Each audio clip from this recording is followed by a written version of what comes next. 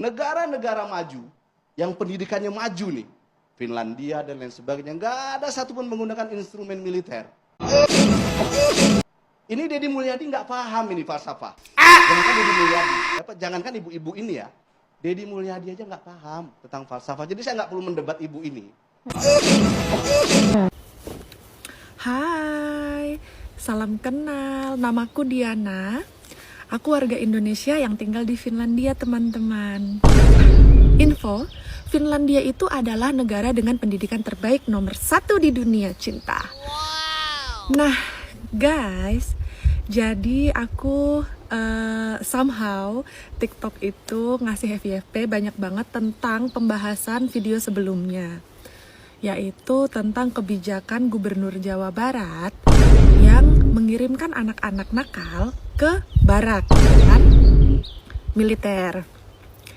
Terus di statement yang aku bikin video di depan itu si bapak berbaju kuning, ya maaf ya pak ya. Om Adel pasti nangis di pojokan. Mungkin dia kurang update karena mengenai statementnya bahwa di negara maju pun seperti Finlandia tidak ada kata istilah anak nakal dibawa ke barak. Tapi kenyataannya bahwa ada salah seorang TikToker terkenal yang tinggal di Finlandia dan beliau mengatakan bahwa di Finlandia pun ada. Seperti apa pernyataan si teteh tersebut yang tinggal di Finlandia? Ini dia, kita saksikan sama-sama. Buat Adel menangis, silahkan share video ini, mudah-mudahan nyampe ke kuping dan telinga Om Adel. Mari kita saksikan. Negara-negara maju yang pendidikannya maju nih, Finlandia dan lain sebagainya, nggak ada satupun menggunakan instrumen militer. Ini Deddy Mulyadi nggak paham ini falsafah. Jangankan Deddy Mulyadi, jangankan ibu-ibu ini ya, Deddy Mulyadi aja nggak paham tentang falsafah. Jadi saya nggak perlu mendebat ibu ini. Tidak paham falsafah katanya. Nah ini dia. Hai, salam kenal. Namaku Diana. Aku warga Indonesia yang tinggal di Finlandia, teman-teman. Info, Finlandia itu adalah negara dengan pendidikan terbaik nomor 1 di dunia, cinta. Nah, guys, jadi aku somehow TikTok itu ngasih FYP banyak banget tentang pembahasan video sebelumnya, yaitu tentang kebijakan Gubernur Jawa Barat yang mengirimkan anak-anak nakal ke barak, ya kan? Militer. Terus di statement yang aku bikin video di depan itu si bapak berbaju kuning, ya maaf ya pak ya. Bapaknya itu bilang contoh negara-negara maju seperti Finlandia, begitu. Kebetulan aku tinggal di Finlandia, cinta. Jadi si bapak ini bilang kalau di negara maju itu nggak ada tuh anak nakal yang dikirim ke barak militer, cinta.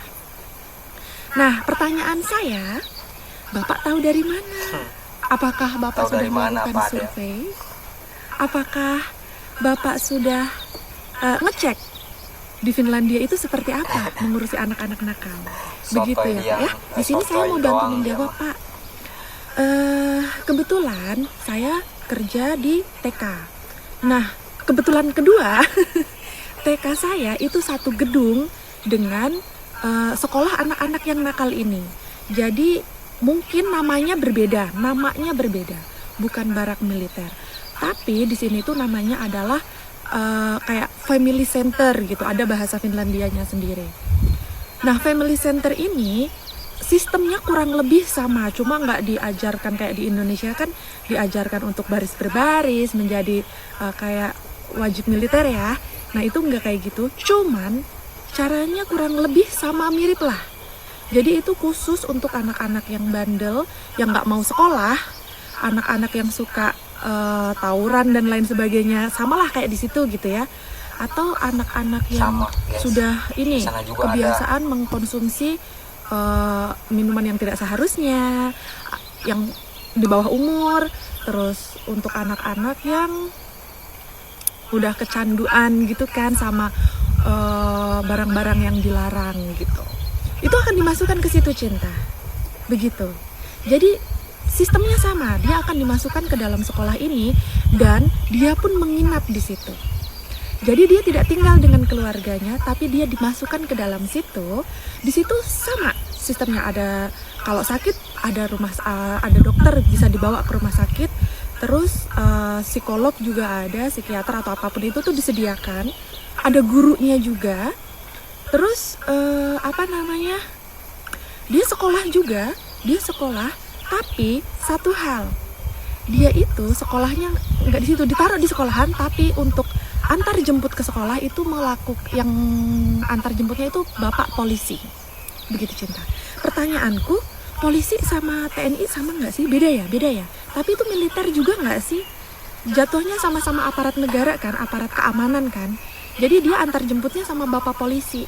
Nah, setiap hari di depan situ itu tuh ada bapak polisi atau taksi yang udah kayak yang udah disewa untuk antar jemput anak-anak ini. Mereka tetap mendapatkan pendidikan, mereka dapat makan gratis juga karena disediakan sama pemerintahnya.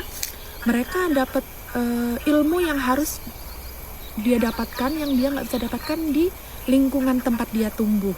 Misal dia korban dari orang tua yang sering berantem, jadi anaknya semaunya sendiri gitu kan, karena orang tua yang nggak bertanggung jawab, dikirimlah ke situ begitu.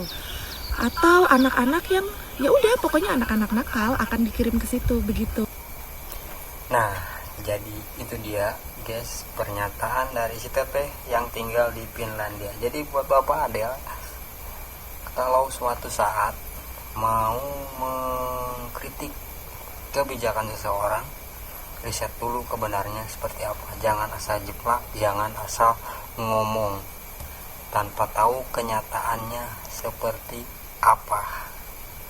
Dan Kang Deddy Mulyadi pun menantang buat para kalian yang suka mengkritik kebijakan beliau. Kang Deddy pun menantang. Seperti apa videonya? Ini dia. Saya tidak akan, gini aja, saya ke KPAI satu aja, kan melindungi anak-anak tugas KPAI. Karena melindungi anak-anak tugas KPAI, maka KPAI ambil peran, gitu loh. Kalau hanya berkomentar, memberikan rekomendasi, ya apa maknanya? Ambil peran. So KPAI mau ngambil berapa ratus anak-anak di Jawa Barat yang bermasalah, ambil oleh KPAI kemudian bina. Itu saya bekerja demi rakyat, bukan demi siapapun. Dan ingat loh sama KPAI bahwa hari ini di Jawa Barat apa gubernur pusingnya? Pelecehan anak di bawah umur itu masif. Baik dilakukan oleh ayah tirinya, pamannya, kakek, bahkan oknum guru ngaji. Dicek. Dan saya sampaikan ke KPAI, saya setiap hari berkoordinasi dengan para Kapolres, melakukan langkah-langkah percepatan tindakan. Saya berkoordinasi dengan Kapolda setiap hari. Dan saya sampaikan ke KPAI, tiap hari di rumah saya itu penuh orang tua yang nginep karena minta pelindungan terhadap pelecehan seksual, pencabulan terhadap anak. Mereka bingung menghadapi orang yang melakukan pencabulan. Mereka bingung bolak-balik biaya di pemeriksaan. Ini problem gitu. Jadi mari kita ambil peran, jangan sampai setiap orang mengambil tindakan rame-rame digebuk. Kalau mentalnya kayak saya nggak ada masalah. Tapi kalau mentalnya lemah, orang tidak akan di Indonesia ini tidak akan ada yang mau ngurusin orang lain karena takut disalahkan. Nah, jadi itu dia teman-teman. Jadi bagaimana menurut pendapat kalian semua? Jadi buat Bapak Adel sekali lagi, kalau mau kritik seseorang, lihat dulu kenyataannya, riset dulu kebenarannya. Jangan asal ngomong, nanti Anda malu sendiri. Dan sekian dan terima kasih. Sampai di sini dulu video kali ini. Ambil positifnya, buang negatifnya. Wabillahi taufiq wal hidayah. Wassalamualaikum warahmatullahi wabarakatuh.